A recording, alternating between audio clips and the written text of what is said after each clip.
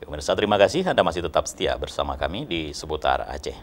Saudara, banjir merendam 22 hektar sawah di kota Jambi akibat hujan lebat yang mengguyur wilayah tersebut.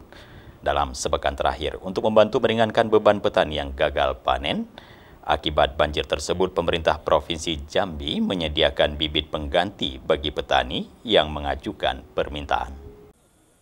Persawahan seluas 22 hektar di Kelurahan Tengah Kota Jambi sudah 4 hari terendam banjir akibat hujan lebat yang mengguyur Jambi dalam sepekan terakhir.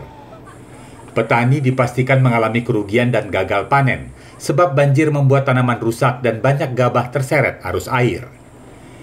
Banjir yang menggenangi area persawahan ini juga dipicu oleh adanya tanggul yang rendah sehingga air sungai yang meluap serta-merta masuk dan menggenangi persawahan.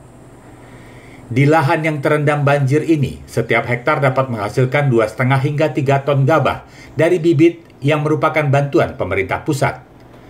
Kepala Dinas Tanaman Pangan, Hortikultura dan Peternakan TPHP Provinsi Jambi, Ahmad Mausyul, Jumat 8 Oktober mengatakan, melalui kelompok tani setempat, para petani yang gagal panen bisa mengajukan kembali untuk mendapatkan bibit ke pemerintah Provinsi Jambi.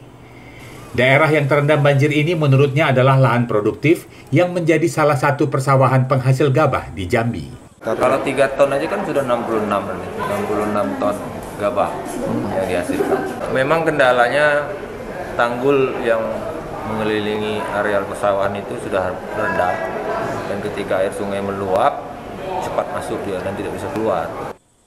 Mausyul menambahkan, solusi lain bisa dikerjakan oleh Dinas Pekerjaan Umum atau Balai Sungai Wilayah Sumatera, yaitu perbaikan dan peninggian tanggul agar banjir tak lagi terjadi di area ini. Dari Kota Jambi, Provinsi Jambi, Dodi Saputra, Kantor Berita Antara, mewartakan.